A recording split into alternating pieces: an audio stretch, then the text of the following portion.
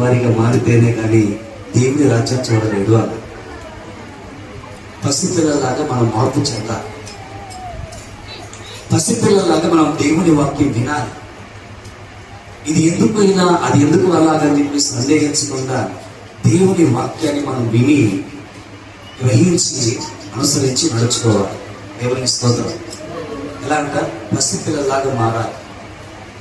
పసిపిల్లలాగా మారిన తర్వాత మనము అంచెలంచెలుగా ఎదగాలి. అర్థమైందండి?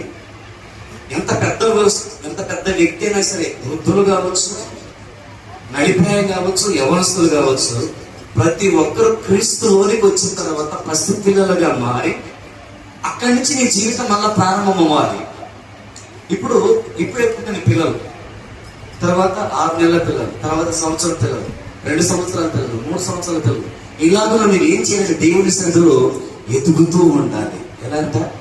ఎదుగుతూ ఉండాలి.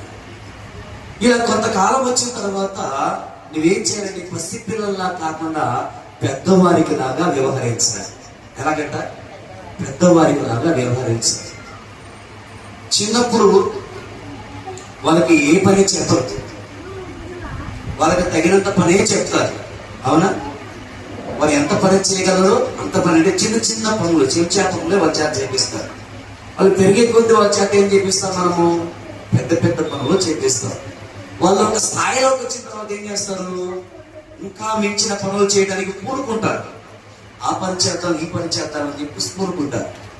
అలాగే దేవుని సన్నిధిలో మనం కూడా ఎలా ఉండాలంటే, కొత్తగా ప్రభు దగ్గరకు వచ్చిన వాళ్ళకి కొంత అర్థం కాదు. ఆ అర్థం కాని వారికి ముందు నుంచి వస్తున్న వాళ్ళు అర్థమయ్యేటట్టు చెప్పేవారిగా ఉండాలి.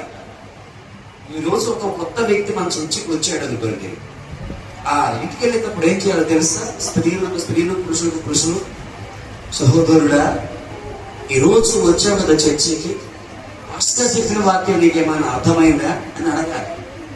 ఎవరు అడగాలి? పెద్దవాళ్ళు పిల్లల్ని అడగాలి. అంటే రక్షణ పొంది సంవత్సరాలు గడుస్తూ ఆత్మీయంగా ఎదుగుతున్నటువంటి వారు అప్పుడప్పుడే మందిరానికి వస్తున్నటువంటి నూతనమైన వ్యక్తులు ఏం చేయాలి? అడగాలి, నీకేమైనా అర్థమైందా? అప్పుడు వాళ్ళు చెప్పే సమాధానం చెప్పండి. ఏం చెప్తారు వాళ్ళ సమాధానం? ఏదో మాకేం అర్థం కాలేదయ్యా అంటారు. అప్పుడు మీరేం చేయాలి? ఇంకొంచెం అర్థమయ్యే భాషలో వారికి చెప్పాలి. అప్పుడు వాళ్ళకి ఏమైంది? అర్థమైంది. అలాగో చేసినప్పుడు దేవుని పని జరుగుతూ ఉంటుంది. ఎలాగో చేసినప్పుడు అలాగో చేసిన ఇప్పుడు ఒక 20 వాటల బాటిల్ లేకపోతే ఒక 20 గ్లాసులు ఎదురుగా పెట్టామంట. నా దగ్గర 20 లీటర్ల నీళ్లు ఉన్నాయి.